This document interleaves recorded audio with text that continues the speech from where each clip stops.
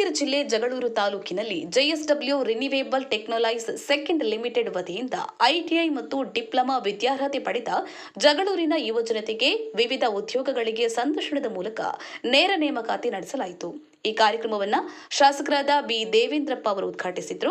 ಈ ವೇಳೆ ಎಸ್ಟಿ ಪ್ರಧಾನ ಕಾರ್ಯದರ್ಶಿ ಎಂಡಿ ಕೀರ್ತಿಕುಮಾರ್, ಜೆಎಸ್ಡಬ್ಲ್ಯೂ ಮುಖ್ಯಸ್ಥರಾದ ಹಾಲೇಶಿ, ಸಿಪಿಐ ಸಿದ್ದರಾಮಯ್ಯ, ಕಾಂಗ್ರೆಸ್ ಮುಖಂಡರಾದ ಶಂಷೀರ್ ಅಹಮದ್, ಕಲ್ಲೇಶಿ ಹಾಗೂ ಇನ್ನು ಹಲವರು ಉಪಸ್ಥಿತರಿದ್ದರು. ಎಸ್ ಅಜ್ಜಯ್ಯ, ದಾವಣಗೆರೆ. ಜೈ ಭೀಮ್ ನ್ಯೂಸ್ 24/7 ಇದು ಬಹುಜನರ ನ್ಯಾಯಕ್ಕಾಗಿ.